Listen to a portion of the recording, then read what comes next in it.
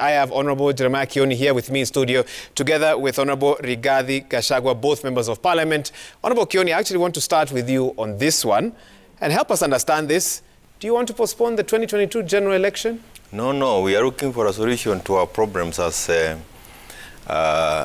Kenyans from different sections of this country, and specifically from the 27 constituencies that were protected by our Constitution 2010.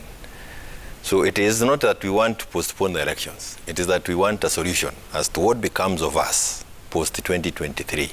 What's your fear? And it's not a fear, it's the reality. Okay. The reality is that if we do not address this issue, we in Daragwa, those in Budarangi, in Taita Taveta, and such other constituencies, and there are 27 of them, I can give you all of them, including Mvita and the rest, will be voting for the last time as such constitutional or as such political units. And this is a discussion that we need to have so that we don't feel, or the people in those constituencies they don't feel like ambushed. They need to have this debate so that if that happens, it is not because they didn't know, but it's because they chose to do nothing about it. And I know, Honorable and what we are doing as members of Parliament from the 27 constituencies is to engage in this debate. I know Honorable Gachagua has some thoughts on it. I'll come to him shortly. But if your solution eventually leads to the postponing of the elections, is that a price you're ready to pay? Yes. And it is not, I believe it is a price that every Kenyan should be ready to pay if you care about the other. Honorable Gachagua, is that a price you're ready to pay? Of course not. We must have an election on the 9th of August 2022. So says the Constitution of Kenya. We are not going to extend the life of this government, even by a day. And the constitutional provision is that if you want to extend the life of Parliament and government, Kenya would have to be at war. If the Honorable Jeremiah Kioni and his colleagues want to extend the life of this government and Parliament, they must start a war with our neighbors. Wahiga, what is happening is that the Honorable Jeremiah Kioni is being used by the state because the state has been trying to craft a winning strategy and a coalition, and they are out of time. What they are trying to do is to buy time to reorganize themselves. They are not able to get a presidential candidate. They are not able to put their act together.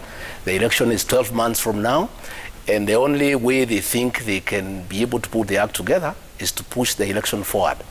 That will not happen. The people of Kenya will not allow it. The courts will not allow it because the constitutional provisions are so clear.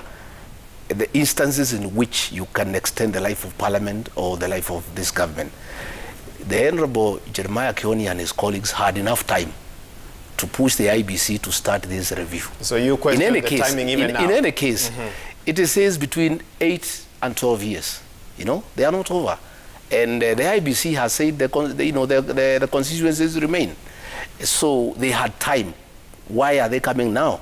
They had enough time to push at that particular time for the review to start so that the issues can be looked into. Okay. And this is seen in the perspective of the BBI that looks to be headed nowhere.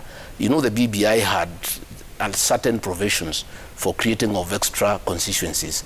So there's a lot of frustration on this side. And we'll be getting deeper into that, but you've said something interesting. Honorable Kioni, are you a proxy?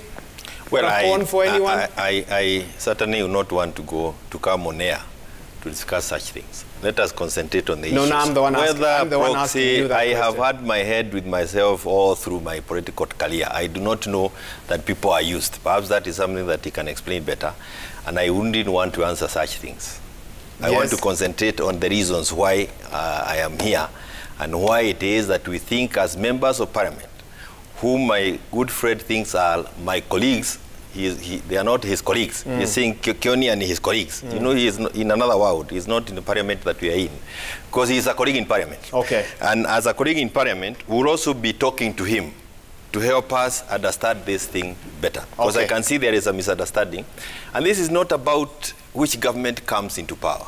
It's not about extending the life of Parliament or the life of government. It is about ensuring that the people of Daragwa, the people of Taita, the people of Budarangi, the people of Isiolo have the same are able to access the same level of services like other Kenyans are doing. And yes, the services that they have been used to receiving for the last X number of years are not taken away from them. okay.